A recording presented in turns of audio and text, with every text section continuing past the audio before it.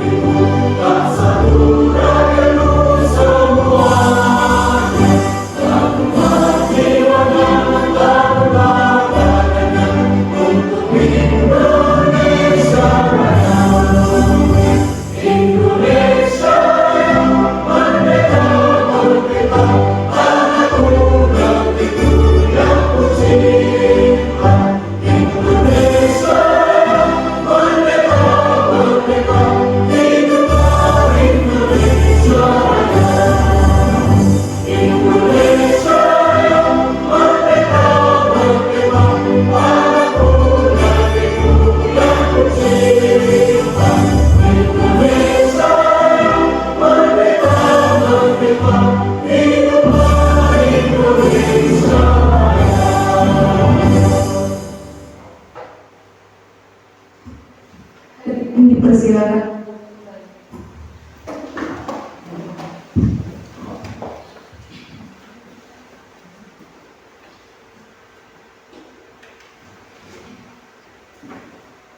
Acara yang ketiga sambutan dari Ibu Kepala Sekolah SDN 3 Plosorjo. Waktu sepenuhnya dipersilakan.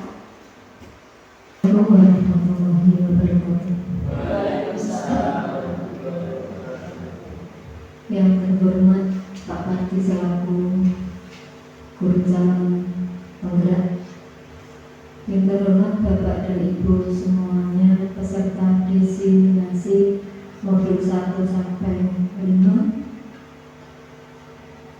marilah kita ucapkan puji syukur kehadirat Allah yang Maha Kuasa yang hari ini kita masih diberikan kesempatan rahmat karunia sehingga bisa bertemu dalam keadaan sehat walafiat tanpa kurang suatu apapun.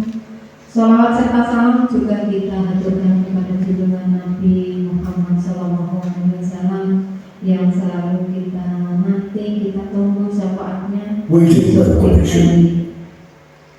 Ya, hari ini bertepatan dengan tanggal 26 Oktober 2023, yang mana di ruangan SD Negeri 3 Plosorjo ini mengadakan diseminasi dari calon guru penggerak angkatan ke-10 angkatan ke-9 tahun 2023. Adapun kegiatan diseminasi kali ini adalah bertujuan kita untuk menumbuhkan budaya positif di lingkungan sekolah, warga sekolah, terutama di SD Negeri 3 Plosorejo. Semoga diseminasi ini bisa membawa manfaat, membawa perubahan ke arah yang lebih baik, sehingga bisa mengajak kepada teman-teman kita yang kali ini belum masuk menjadi calon guru penggerak supaya tetap semangat, tetap optimis untuk bisa menjadi calon guru penggerak di tahun-tahun berikutnya. Selanjutnya, pada dasarnya untuk menumbuhkan budaya positif ini memang kita tidak lepas dari semua warga sekolah yang ada. Karena kalau kita hanya bertumpu pada salah satu orang, mungkin kepala sekolah atau guru penggeraknya atau guru kelas saja, itu tidak bisa berjalan dengan baik, tetapi semua harus ikut berpartisipasi demi menumbuhkan budaya positif.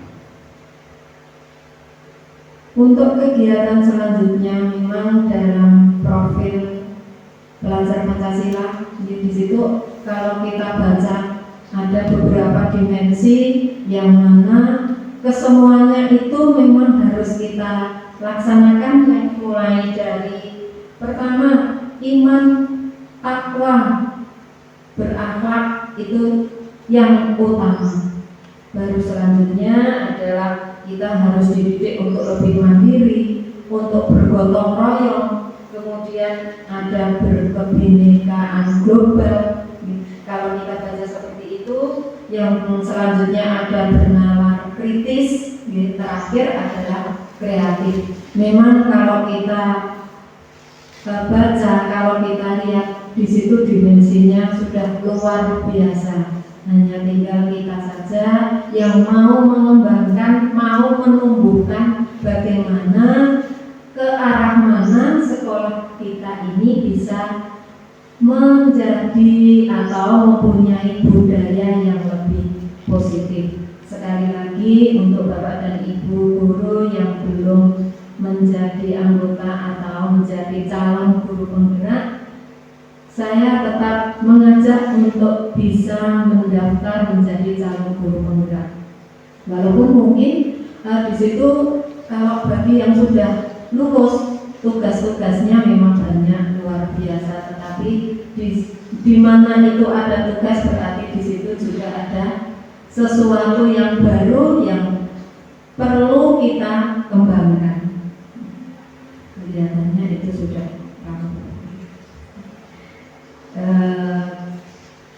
saya kira itu saja yang bisa saya sampaikan. Nanti sepenuhnya selanjutnya itu saya sampaikan kepada Pak Bakti selaku calon guru penggerak. Bila ada kata-kata yang tidak benar, minta maaf sebesar-besarnya. Akhir kata, wassalamualaikum warahmatullahi wabarakatuh.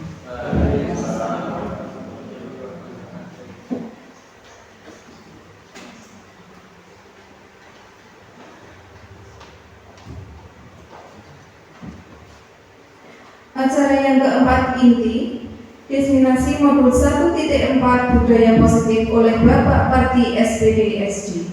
Waktu dipersilakan.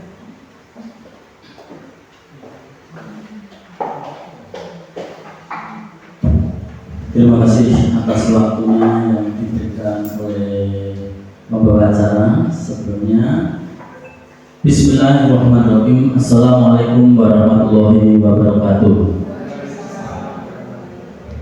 Kepada yang terhormat Kepala Sekolah SDN 3 Plosorejo, kepada Bapak dan Ibu guru serta tamu undangan yang berbahagia, di kesempatan siang kali ini saya selaku calon guru penggerak yaitu tentang diseminasi modul 1.4 tentang budaya positif yang akan saya paparkan sendiri, yaitu sebagai calon guru putra. Nah, Bapak Ibu sekalian yang saya hormati, di sini saya mempunyai tujuan pendidikan, bukan saya ya, tapi dari pemikiran Ki Hajar Dewantoro. Menurut Ki Hajar Dewantoro, tujuan pendidikan adalah menuntun segala kodrat yang ada pada anak-anak agar mereka dapat mencapai keselamatan dan kebahagiaan yang setinggi-tingginya, baik sebagai manusia maupun sebagai anggota masyarakat. Oleh sebab itu, pendidikan itu hanya dapat tumbuh atau hidupnya kekuatan kodrat yang ada pada anak-anak agar dapat memperbaiki lakunya, bukan dasarnya, hidup dan tumbuhnya kekuatan kodrat anak.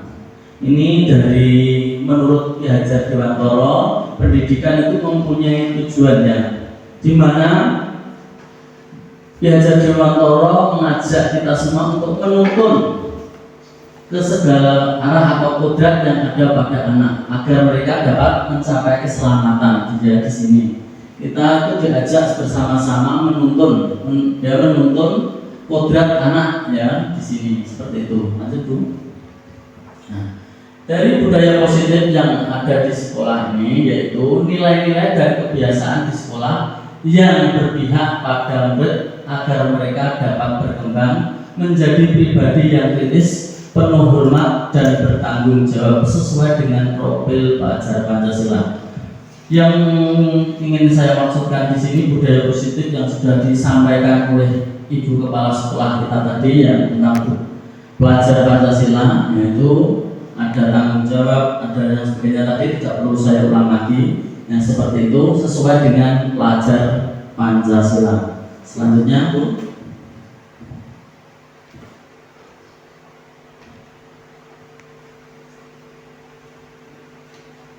Konsep budaya positif. Nah, di sini nanti kita akan belajar tentang konsep budaya positif. Konsep budaya positif ini terdiri dari 7 yang akan kita pelajari pada siang kali ini. Yang pertama yaitu perubahan paradigma belajar. Perubahan paradigma belajar. Yang kedua, disiplin positif. Yang ketiga, kebutuhan dasar manusia. Yang keempat, motivasi perilaku manusia. Yang kelima, restitusi posisi kontrol guru. Sedangkan keenam, keyakinan kelas. Dan 7, segitiga restitusi. Baik Bu. Di sini yang pertama akan saya sampaikan yaitu tentang perubahan paradigma belajar. Dalam membangun budaya positif, sekolah dapat menyediakan lingkungan yang positif, aman dan nyaman agar siswa mampu berpikir, bertindak dan mencipta dengan merdeka, mandiri dan bertanggung jawab. Dalam hal ini kita itu diminta untuk membangun budaya positif di sekolah kita yang telah ada maupun yang belum ada. Kita diminta untuk membangun budaya positif agar lingkungan yang ada ini menjadi aman dan nyaman agar siswa mampu berpikir, bertindak dan mencipta dengan merdeka, mandiri dan bertanggung jawab. Adapun yang berikutnya, disiplin sangat berkaitan dengan kontrol guru terhadap siswa. Selanjutnya Bu. Disiplin positif dan nilai-nilai kebajikan universal. Di sini tolong nanti agak dicermati. Di sini ada Anda dan teman Anda akan melakukan kegiatan. Cobalah buka. Anda adalah A. Tugas Anda adalah mengepalkan salah satu tangan Anda. Coba Anda bayangkan bahwa Anda menyimpan sesuatu yang sangat berharga di dalam kepala tangan Anda.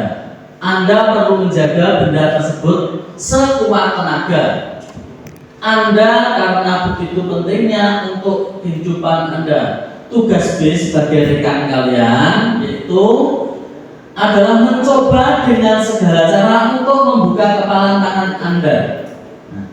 Teman Anda B boleh membujuk, menghardik, mengintimidasi, memarahi, menggoda, menggelitik bahkan menawari Anda uang yang agar Anda berhasil membuka kepalan tangan Anda. Nah, dari sini mungkin ada yang mau mempraktekkan. Saya Pak. Nah, dengan siapa ya coba, kalau ada silakan maju ke depan, monggo.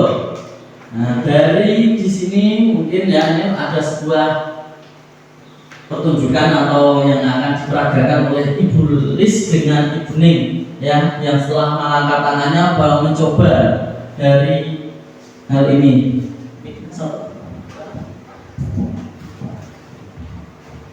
Nah, mungkin salah satu ada yang bertindak sebagai A dan satunya bertindak sebagai B.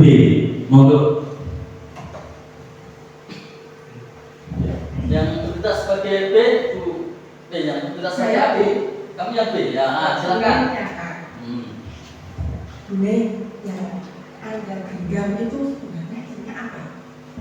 Adalah sesuatu yang sangat berharga untuk hidup saya. Saya memintanya Tidak boleh sesuatu bisa. Ini penting, tidak boleh. Pokoknya tak tukar dengan temennya. tidak bisa. Tidak boleh. Ini penting hidup saya tidak akan berikan. Ya, sama kantor masa nggak beri. Bakso 50. Ya, tidak mau. Bakso, kesukaan Anda udah sebelah 10 porsi. Bakso sudah, sebelah sudah, permen sudah. Dengan apa lagi saya? Pokoknya tidak boleh. Saya ajak jalan-jalan ke Bravo. Asik itu. Anda minta apa nanti saya kasih voucher. Mau nggak mau? Siapa yang mau ikut? Ayo. Bisa. Mau. Nggak mau. Refreshing nggak mau. Uang? Banyak Uang 500.000. Banyak yang lain kalau mau. Yang lain? Tapi yang menggenggam tangannya ini hanya boleh. Yang punya sama boleh. yang lain punya airnya saya. Jadi saya beraninya sama Bune, soalnya yang punya sesuatu itu Bune. Mungkin harganya senilai 500.000 ya, Bu ya. 500 juga tidak mau. Tidak mau. Itu 700. Sudah boleh.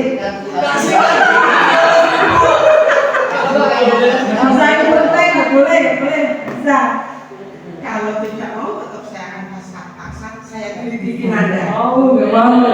Ayo, ini jurus terakhir. Saya akan memaksa Anda dengan menggelitik Anda. Mau? Ayo berikan. Mau. Ayo, saya berikan. Terima kasih ya, dan terima kasih atas terima kasih atas permainannya yang itu tentang disiplin positif dan nilai-nilai kebajikan universal tentang ini antara si A dan si B yang telah merebutkan sesuatu tapi tidak kita ketahuinya. Ini nanti apa tuh sebenarnya dari Wisma? Coba lanjut dulu. Dari hal yang dilakukan Ibu Purwaningsih sama Ibu Lis tadi, di sini ada sebuah jawaban atau pertanyaan-pertanyaan di bawah ini. Di sini ada sebuah jawaban atau pertanyaan yaitu tentang apakah Anda atau B membuka kepalan tangan Anda, mengapa dan apa alasan Anda atau B membuka kepalan tangan Anda, dan selanjutnya apakah Anda atau B menutup kepalan tangan Anda, mengapa A alasan Anda atau B menutup kepalan tangan Anda. Sekarang aku mau coba tanya sama Bu Purwaningsih yang telah menggenggam tangannya tadi. Kira-kira itu yang kamu genggam itu apa, Bu? Sebenarnya kok sampai tidak mau lepas? Yang saya genggam itu adalah sesuatu yang sangat berharga bagi hidup saya, yang tidak akan pernah saya berikan pada siapapun. Di sini apakah hanya seperti itu ya bunyinya? Kira-kira coba. Bisa cita-cita saya yang tidak akan bisa dibeli siapapun. Akan saya perjuangkan sampai kapanpun agar tercapai yang saya cita-citakan. Terima kasih atas jawaban Bu Purwaningsih. Beri tepuk tangan untuk Bu Purwaningsih. Gimana Bu Lis? Puas dengan jawaban dari Bu Purwaningsih? Sangat puas ya. Dari jawaban Bu Purwaningsih bahwa di sini dia mempunyai cita-cita yang akan diapakan tadi Bu Ning? Akan diperjuangkan sampai kapanpun dan tidak akan diberitahukan kepada siapapun. Di sini kami menyimpulkan, di sini ya, saya menyimpulkan bahwa kegiatan ini sesungguhnya siapa yang memegang kendali atau kontrol untuk membuka atau menutup kepalan tangan. Di sini dari perkataan itu saya menyimpulkan bahwa yang bisa mengontrol atau mengendalikan hanyalah pikiran kita sendiri. Seperti Ibu Purwaningsih tadi, dia mempunyai pikiran atau mempunyai kontrol atau kendali bahwa dia tidak akan membuka tangannya apapun yang terjadi, misalnya rayuan atau apapun, dia tidak akan membuka kepala tangannya. Karena apa? Dia memiliki kontrol diri atau kendali bahwa dia mempunyai kekuatan atau daya pikir sendiri yang tidak bisa digantikan apapun. Ya, lanjut.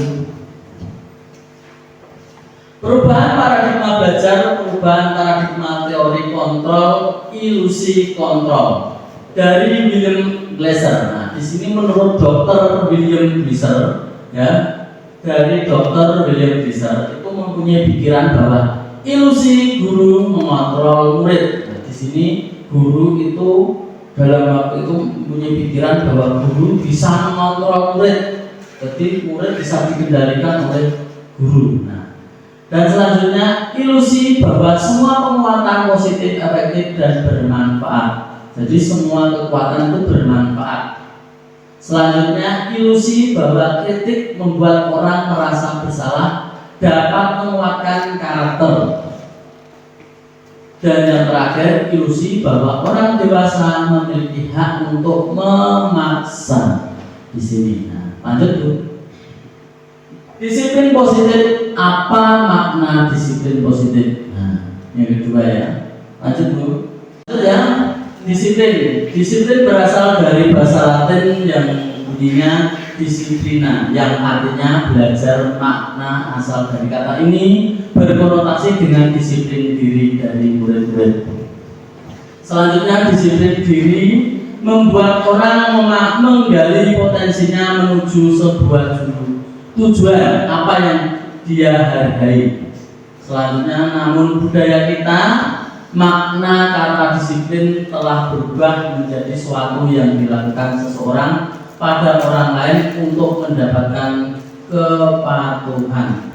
Di sini ya Bapak Ibu, dalam mendapatkan kepatuhan itu disiplin, banyak orang yang punya berpikir bahwa disiplin itu suatu hukuman atau suatu peraturan, sehingga banyak orang kalau mendengar kata disiplin itu sudah ketakutan ya. Seperti itu. Nah, maka nanti dari kata-kata disiplin ini nanti bisa dari kata disiplin ini kan cenderung dari kata kepatuhan tadi, sehingga nanti banyak orang yang patuh dan ketakutan itu sendiri. Yang lanjut Bu. Disiplin adalah kemampuan memerintah diri sendiri dalam mengontrol dan menguasai diri untuk memilih tindakan yang mengacu pada nilai-nilai yang kita hargai dengan penuh tanggung jawab tanpa terperintah oleh orang lain. Nilai-nilai yang kita hargai adalah nilai kebajikan, sifat positif manusia yang merupakan tujuan mulia yang ingin dicapai setiap individu, yaitu nilai-nilai dalam profil pelajar Pancasila. Lanjut Bu.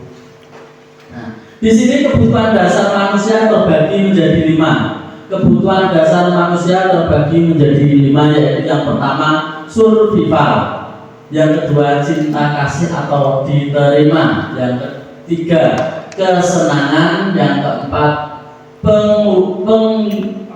penguasaan, ada yang tidak jelas, Untuk yang selanjutnya terakhir kesenangan. Di sini dari kelima kebutuhan dasar manusia setiap orang berbeda. Kita harus berusaha memahami pandangan orang lain tentang dunia. Setiap orang memiliki gambaran yang berbeda.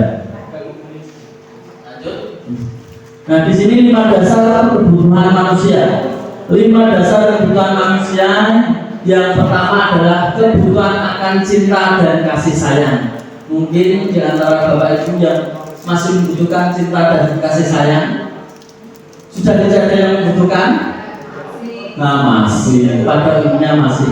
Kebutuhan untuk diterima di sini, hubungan dan koneksi sosial dan merasa menjadi bagian dari suatu kelompok. Jadi kita kasih sayang bukan seperti yang kita ketahui seperti saat ini ya, tapi di sini kebutuhan untuk hubungan dan koneksi sosial dan merasa menjadi bagian dari suatu kelompok. Jadi kasih sayang kelompok, kasih sayang antar sesama manusia itu koneksi ya, seperti itu. Nah, selanjutnya akan kebutuhan bertahan hidup. Kita selalu manusia pasti butuh yang namanya kebutuhan hidup. Misalnya kesehatan, rumah dan makanan serta kebutuhan biologis. Penguasaan disebut juga kebutuhan pengakuan atas kemampuan kekuatan untuk mencapai suatu, menjadi terampil, diakui atas prestasi dan keterampilan kita, didengarkan dan memiliki rasa harga diri. Kebebasan yaitu kebutuhan akan pilihan, kemandirian, otonomi, memiliki pilihan dan mampu mengendalikan arah hidup seseorang. Sedangkan yang terakhir adalah kebutuhan akan kesenangan. Kebutuhan untuk merasa senang, mencari kesenangan, bermain dan bertakwa. Lanjut dulu. Nah, di sini ada sebuah kasus lagi ya. Ada sebuah kasus ini yang dirasakan oleh Ibu Dina. Nah, ini Ibu Dina itu sebagai guru kelas 5 di SD Permen. Sedangkan dia itu bingung menghadapi pula salah satu murid di kelasnya yang bernama Anton. Beberapa anak telah datang dan mengeluhkan Anton yang seringkali meminta bekal makanan siang mereka dengan paksa. Jika Anda menghadapi situasi seperti Bu Dina, apa yang akan Anda lakukan? Menurut Anda, kira-kira apa alasan Anton melakukan hal itu? Kira-kira Bapak Ibu tahu apa yang dirasakan oleh Ibu Dina? Apa yang akan dilakukan Ibu Dina? Menurut Anda, kira-kira apa alasan Anton melakukan hal itu? Siapa yang tahu? Coba, mungkin dari Bapak Ibu guru yang lain ada yang tahu? Apa Bu? Tolong. Dina menasihati Anton supaya tidak minta bekal temannya. Bagus atas jawabannya Ibu Mami ya. Ada lagi mungkin? Ya, monggo.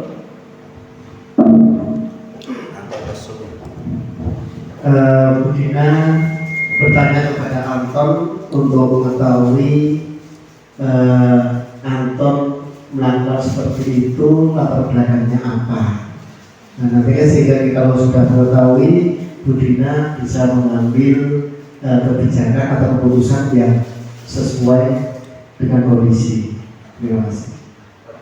Ya, terima kasih atas jawaban dari Pak Mudi, yaitu yang akan dilakukan Ibu Dina yaitu mencari tahu dulu ya Pak ya, mencari tahu dulu apa yang dilakukan, apa yang telah dilakukan, alasan Anton melakukan hal itu dan kemudian mencari penyelesaiannya itu ya Pak ya. Nah, terima kasih. Itu menurut atau yang disampaikan oleh Pak Mudi ya. Bagus sekali jawabannya, pertanyaan akan untuk jawabannya ya atas apa yang dilakukan Bu Dina dan apa yang harus dilakukan Ibu Dina. Ada lagi mungkin? Sudah tidak ada ya? Kita lanjutkan dulu. Nah, dari dalam konteks penerapan disiplin positif, Ibu Dina sebaiknya mencari tahu betul apa yang disampaikan oleh Pak Mudi, yaitu mencari tahu alasan Anton melakukan tindakan tersebut agar mengetahui kebutuhan mana yang sedang berusaha dipenuhi oleh Anton. Ya, bagus sekali. Nah, di sini dari alasan-alasan itu saya simpulkan ada 5, yaitu yang pertama, kira-kira apa? Anton lapar dan orang tuanya tidak membawa bekal makanan siang. Itu sesuai apa tadi kalau 5 tadi? Nah, bertahan hidup seperti survival. Yang kedua yaitu teman Anton jadi perhatian Anton, love and blocking atau apa? Cinta dan kasih sayang. Nah, selanjutnya yang ketiga, dia merasa hebat karena temannya jadi takut dan menuruti keinginannya atau yang disebut apa? Power atau penguasaan. Yang keempat, Anton merasa bosan dengan bekal yang dibawakan orang tuanya karena selalu bekal yang sama atau disebut freedom atau kebebasan. Sedangkan yang terakhir, Anton hanya iseng seperti Pak Ferry biasanya iseng saja ya, iseng, dan dia menikmati ekspresi wajah temannya yang kesal. Nah, jadi Pak Ferry itu seneng nih karena kesal ya, seperti itu ya. Tuh, telepon atau kesenangan. Lanjut Bu. Dari yang sekarang yang keempat ya, yang tadi kita sudah 1, 2, 3 dan ini yang keempat tentang teori motivasi perilaku manusia. Semua perilaku manusia itu mempunyai tujuan, di mana untuk menghindari tindakannya atau hukuman apa yang akan terjadi apabila saya tidak melakukannya. Nah, seperti ini biasanya motivasi apa yang kita gunakan, yaitu motivasi eksternal atau dari luar.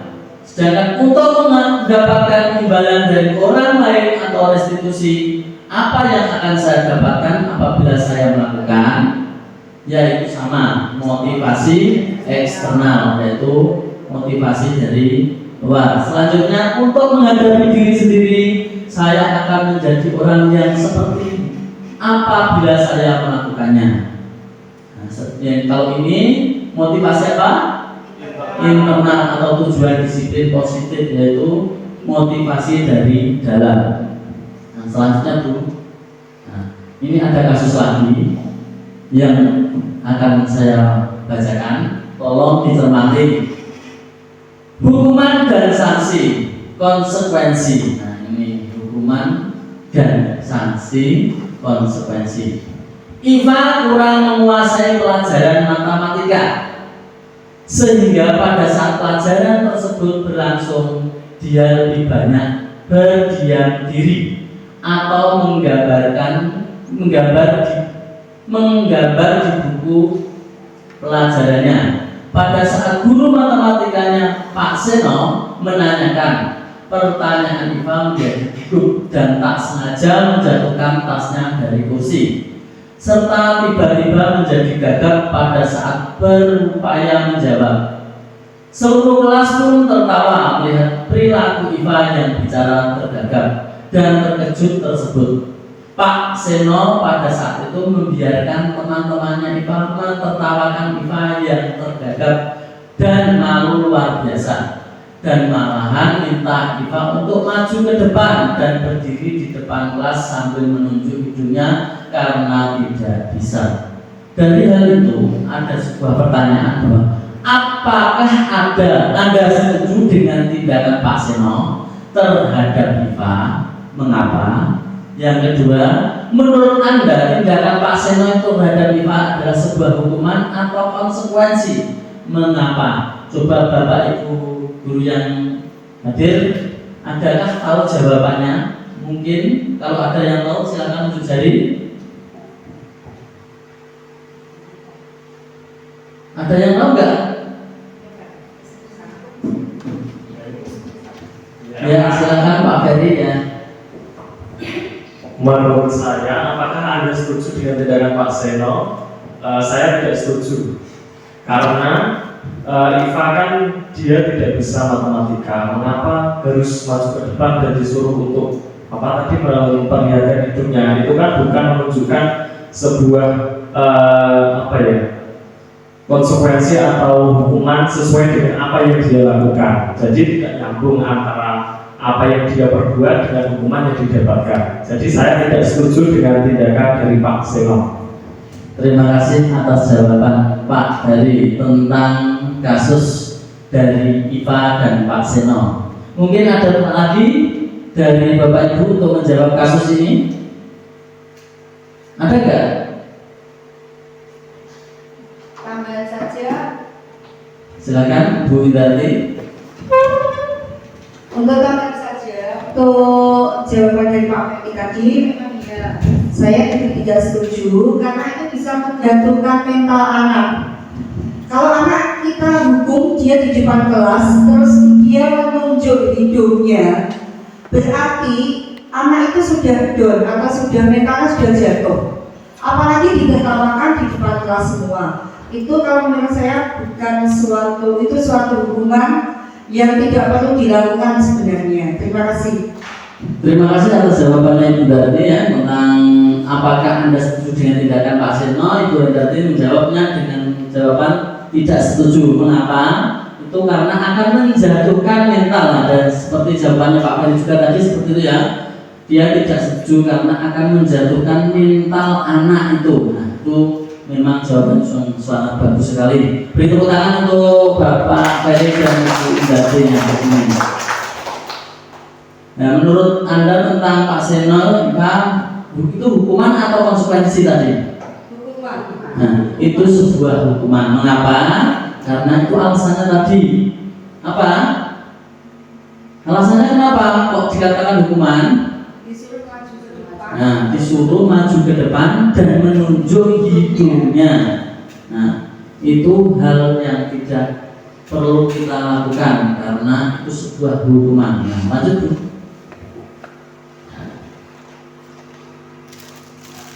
Bapak Ibu, kelihatannya kok sudah lelah sekali ya. Baru sampai kasus yang keempat sudah lelah sekali. Coba semuanya berdiri. Nah, kita akan melakukan breaking ya. Lakukan 1, 2, 3. Tepuk 1, tepuk 2, tepuk 3, tepuk 4, tepuk 5. 2 kali tepuk 5.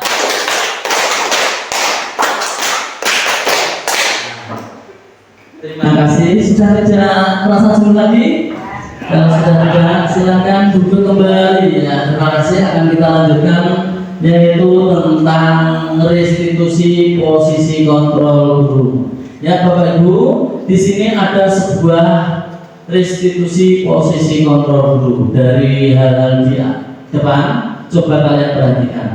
Bapak Ibu kira-kira sebagai guru selama ini sesuai dengan yang mana? Coba. Mungkin Pak Ferry sesuai dengan yang mana?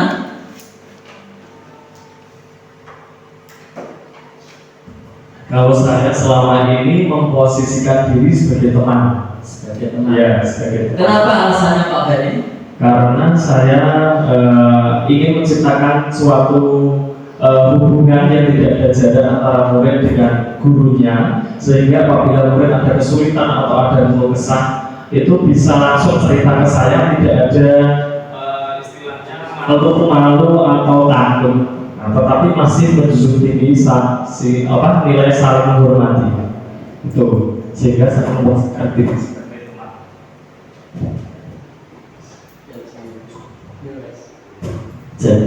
Terima kasih Pak Ferry. Dan jawabannya yaitu Pak Ferry memposisikan kontrolnya sebagai teman. Ya, terima kasih atas jawabannya. Mungkin ada yang lain sebagai guru di sini memposisikan dirinya sebagai apa? Coba. Ada yang lain? Mungkin Pak Dedi sebagai pembuku. Terima kasih. Kalau sudah tidak ada, coba di sini institusi posisi kontrol yang ada di depan, yaitu ada 5, yaitu yang pertama adalah sebuah penghukum, yang kedua adalah pemantau, yang ketiga pembuat merasa bersalah, yang keempat teman, yang kelima sebagai manajer. Dan lanjut dulu. Nah, di sini posisi kontrol guru. Di sini posisi kontrol guru ada sebuah pernyataan dan juga ada siapa yang mengatakan. Nah, coba dari di sini yang pertama yaitu saya kecewa sekali dengan kamu. Mungkin di kelas Bapak Ibu guru pernah mengatakan itu pada murid-muridnya? Ada yang pernah? Nah, kira-kira posisi apa kalau ada kata-kata seperti itu? Pembuat merasa bersalah. Berarti Bapak Ibu di sini sebagai pembuat orang merasa bersalah. Nah, selanjutnya, kamu tidak pernah belajar untuk melakukannya. Itu di sini posisi kontrolnya apa? Penghukum. Mungkin Bapak Ibu guru masih ada yang mengatakan itu di kelasnya? Masih ada? Tentunya masih ada. Sekarang, ayolah lakukan demi ibu bapak. Ada yang mengatakan seperti itu? Mungkin malah jarang mungkin ya. Ya itu sebagai teman. Ada, kalau ada memang ada, tapi mungkin jarang. Selanjutnya, bagaimana kamu bisa menyelesaikan masalah ini? Nah, ada yang menyatakan seperti ini? Jarang sekali, karena kita selaku Bapak Ibu guru kita belum setingkat itu mungkin ya, itu adalah manajer. Itu manajer itu setingkat kepala sekolah, pengawas dan sebagainya. Nah sekarang kamu selalu yang paling terakhir. Misalnya muridnya kok mengerjakan PR atau mengerjakan soal, Pak Ferry, kamu kok yang selalu paling terakhir misalnya. Itu adalah sebuah penghukum. Selanjutnya, Bu.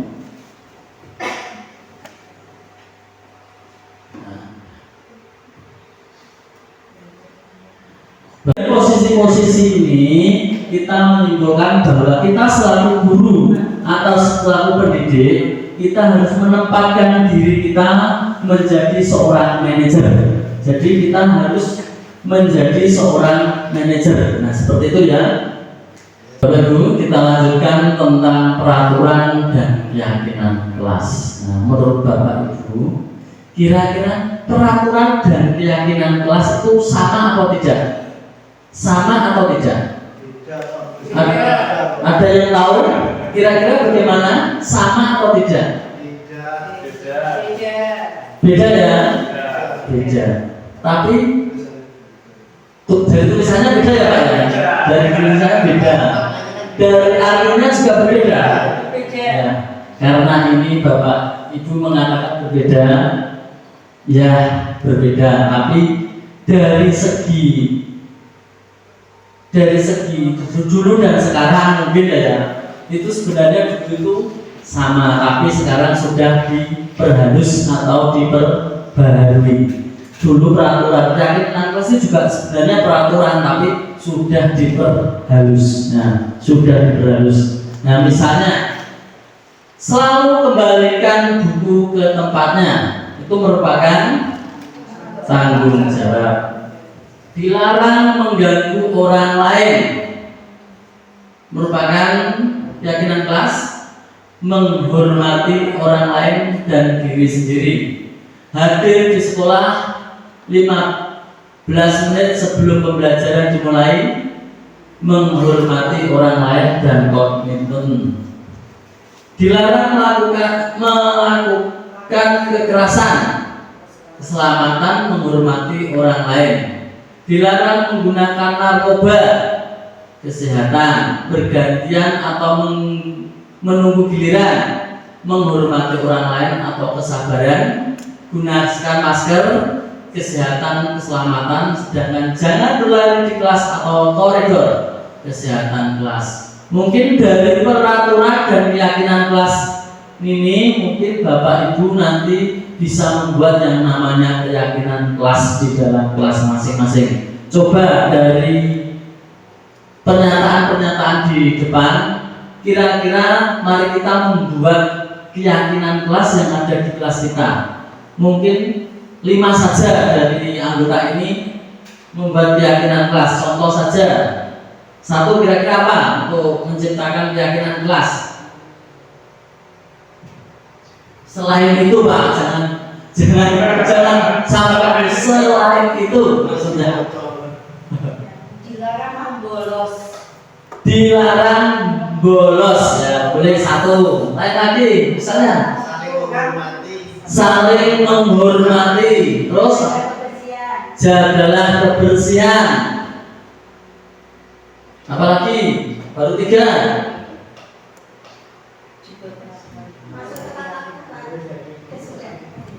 Nah, apalagi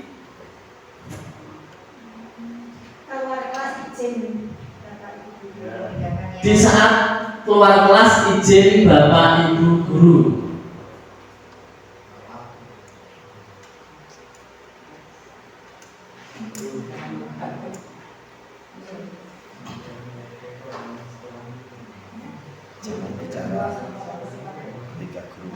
Membuang sampah pada tempatnya, itu lingkupnya sekolah dia di dalam kelas. Ya, misalnya seperti itu. Berdoa sebelum pelajaran dimulai dan pulang sekolahnya. Terima kasih. Seperti itu yang dimaksud keyakinan kelas. Nah, di sini sebenarnya, nah itu kamu sudah membedakan antara keyakinan kelas dan peraturan.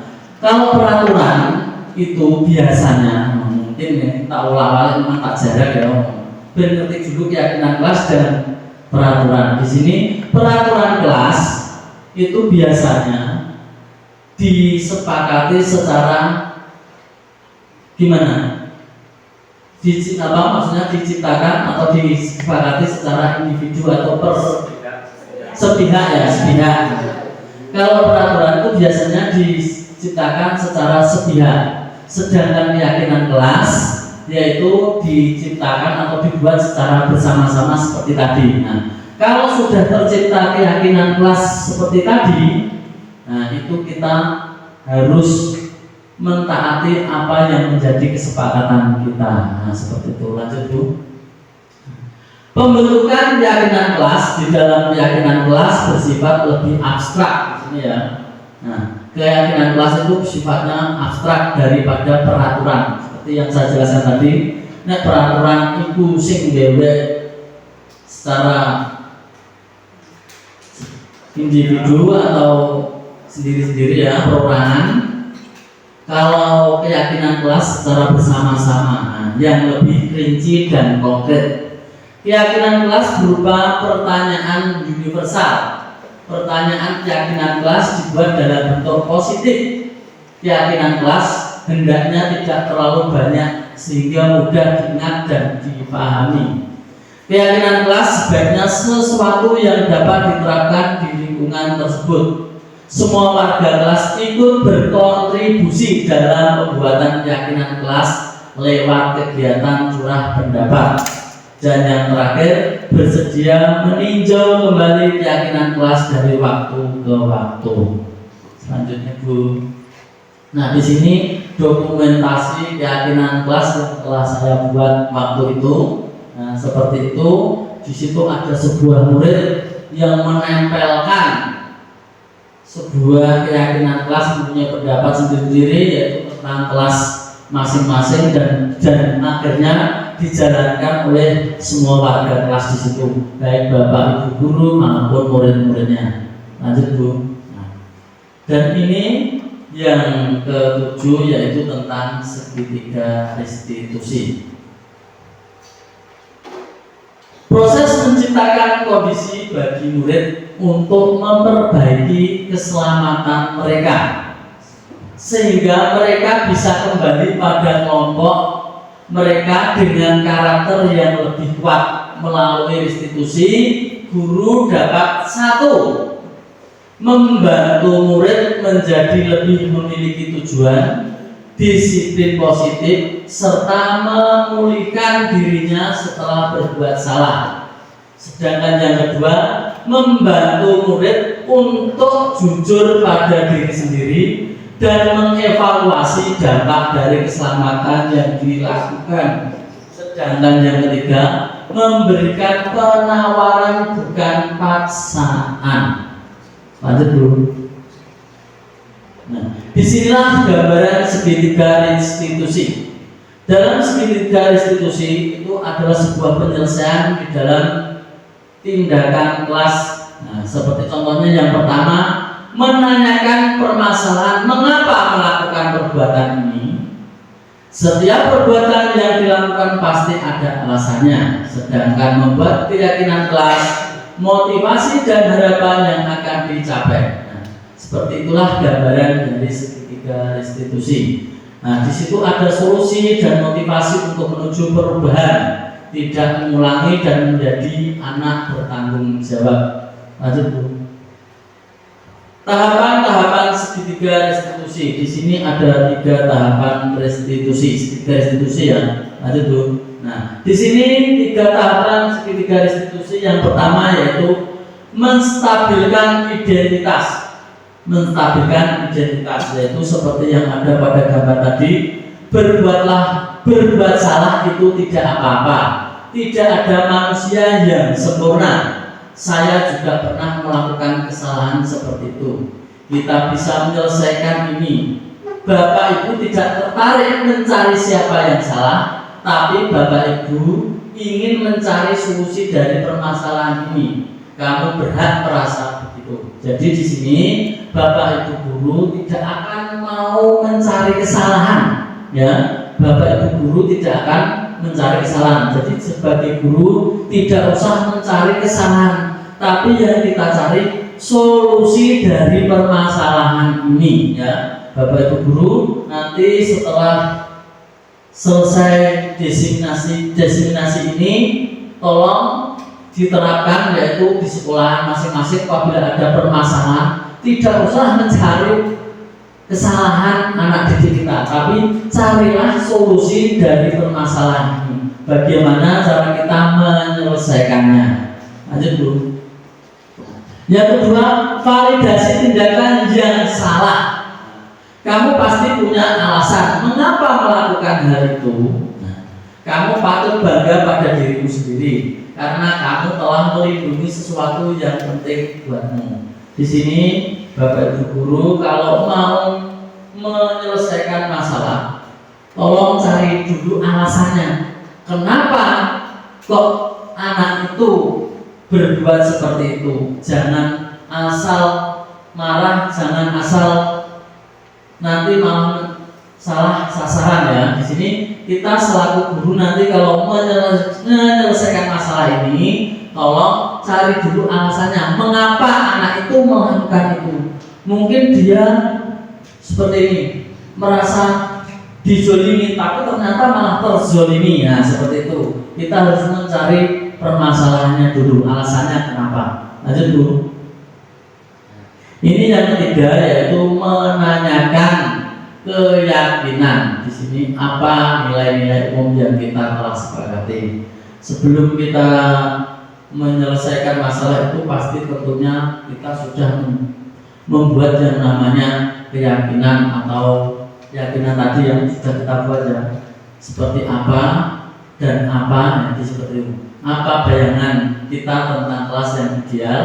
Kamu mau jadi orang yang seperti apa? Kita juga harus tahu, sehingga kita tahu apa tos yang kita sepakati selama ini. Misalnya contohnya seperti tanggung jawab, seperti hal seperti itu ya. Itu kita harus terapkan di nilai-nilai umum yang kita telah sepakati. Nah, lanjut, mungkin ini sudah selesai ya. Terima kasih.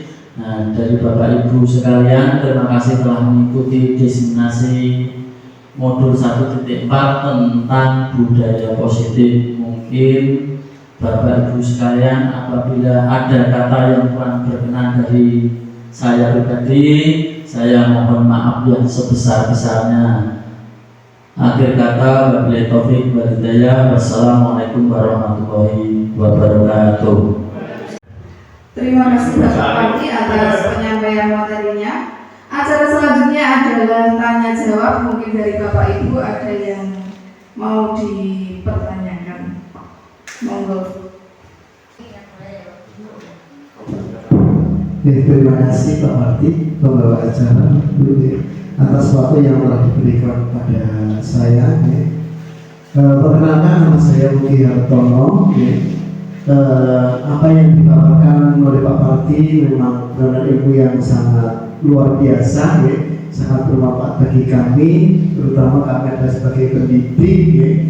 Memang selama ini kami sebagai guru itu selalu sering memvonis, tanpa mencari tahu sebabnya murid kita itu melakukan hal seperti itu apa.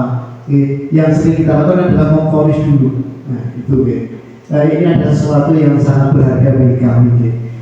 Yang saya tanyakan Pak Marti, di sini tadi judulnya disiplin positif. Nah saya ini tetap bingung. Di kita, di sekolah kita, apakah ada yang tidak disiplin positif sebetulnya? Nah, dari tadi satu itu contohnya disiplin itu yang bagaimana Nah, tolong diberi contoh supaya nanti kami juga bisa menerapkan di dalam kelas, dalam sekolah dan pembelajaran kami. Terima kasih. Terima kasih pertanyaan yang telah disampaikan oleh Bapak Mugi, yaitu tentang budaya positif yang ada di sekolah saya. Di sini budaya positif yang diterapkan di sekolah saya itu sebenarnya sudah terrealisasi semuanya, walaupun secara sengaja dan tidak sengaja. Seperti contohnya kita Pak Mugi seperti setiap hari Rabu kita itu sudah melaksanakan yang namanya membacakan Asmaul Husna di lapangan, seperti itu. Yang kedua, kita juga mengadakan sholat duha ketika jam-jam seperti itu walaupun secara bergiliran. Dan kita juga sudah melaksanakan setiap hari Senin sampai hari Kamis itu sholat duhur bersama. Nah itu seperti itu contohnya. Mungkin ada yang perlu ditanyakan lagi, monggo. Itu yang contoh di positif dari sekolah saya sudah melakukan Yang contoh yang disiplin tidak positif Pak Sebab tahu kami masih melakukan kan kita harus bisa berubah menjadi guru yang baik. Terima kasih Pak atas pertanyaan yang keduanya. Di sini kami sebenarnya masih banyak untuk masalah disiplin tidak positif. Sepertinya di sini kemarin kita juga menemui murid kita itu secara tidak sengaja waktu pulang sekolah anak didik kita itu ada walaupun gimana Pak, walaupun di luar pemantauan kami itu ada salah satu siswa kita yang naik tower di sana Pak. Kami tinggi sekali Pak, tower air depan Simas Pak itu sangat berbahaya. Akhirnya dari salah satu guru kami ada yang ke sana untuk diajak ke sini lagi dan diberi penjelasan sehingga anak itu bisa nurut dan mengakui apa yang telah dilakukan. Yang kedua, di sini juga masih banyak Pak sepertinya anak-anak sering menyembunyikan tas, masih sering bertengkar dan sebagainya seperti itu. Tapi kami dari guru SD 3 Purwosorjo berusaha untuk menerapkan budaya positif agar yang tadinya belum positif sehingga nanti dengan adanya diskriminasi ini bisa mengajak semua rekan-rekan semua untuk melaksanakan budaya disiplin positif. Terima kasih. Mungkin ada Bapak Ibu guru yang lain untuk bertanya. Monggo Pak Ferry. Assalamualaikum warahmatullahi wabarakatuh. Terima kasih atas waktu yang telah diberi. Penyampaian tadi sudah bagus Pak Parti, tetapi ada sedikit yang perlu saya tanyakan. tentunya untuk melaksanakan budaya positif di sekolah itu kan butuh suatu kolaborasi atau kerjasama dari semua pihak ya, dari pihak sekolah maupun pihak masyarakat. Nah, tetapi kadang-kadang pihak sekolah sudah bekerja sama, tapi pihak masyarakat tidak mendukung. Artinya orang tua itu kurang memperhatikan anaknya di rumah. Padahal budaya positif itu kan harus dijalankan baik di sekolah maupun di rumah supaya bisa menjadi nilai-nilai kebajikan universal. Nah, itu yang saya tanyakan, bagaimana Pak Parti membuat komitmen atau suatu kepercayaan untuk menciptakan budaya positif baik di sekolah maupun di lingkungan masyarakat. Terima kasih Pak Ferry atas pertanyaannya yang menanyakan tentang bagaimana untuk menciptakan apa Pak tadi, menciptakan komitmen atau kepercayaan antara pihak sekolah dengan orang tua gitu ya. Yeah. Terima kasih untuk pertanyaannya Pak Ferry. Di sini dari kami untuk berkolaborasi antara masyarakat dengan sekolah. Ini kami berusaha yang namanya antara orang tua dan pihak sekolah. Di sini kami sudah membangun kolaborasi antara pihak sekolah dengan orang tua dengan cara kita membicarakan hal-hal tersebut supaya nanti bisa mengena kepada anak-anak didik kita. Jadi seperti itu Pak. Mungkin ada lagi yang kurang jelas. Berarti membicarakan bersama ya Pak, dalam forum rapat itu bisa jadi sosialisasi. Oke, terima kasih.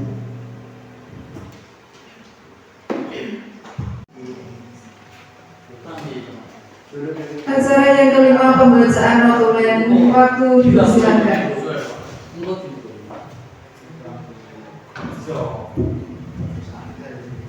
Assalamualaikum warahmatullahi wabarakatuh. Saya di sini sebagai notulen yang akan membacakan kesimpulan hasil desiminasi modul 1.4, yaitu tentang budaya positif yang disampaikan oleh Bapak Pagi SPDSD CGP Angkatan 9 Kabupaten Blora, yaitu tentang tujuan pendidikan menurut Ki Hajar Dewantara. Tujuan pendidikan adalah menuntun segala kodrat yang ada pada anak-anak agar mereka dapat mencapai keselamatan dan kebahagiaan yang setinggi-tingginya, baik sebagai manusia maupun sebagai anggota masyarakat. Konsep budaya positif yang pertama yaitu perubahan paradigma belajar. Ada dua. Yang pertama, disiplin positif dan nilai-nilai kebajikan universal. Kemudian perubahan paradigma belajar. Poin kedua yaitu disiplin positif yang berasal dari bahasa Latin yaitu disiplina yang artinya belajar.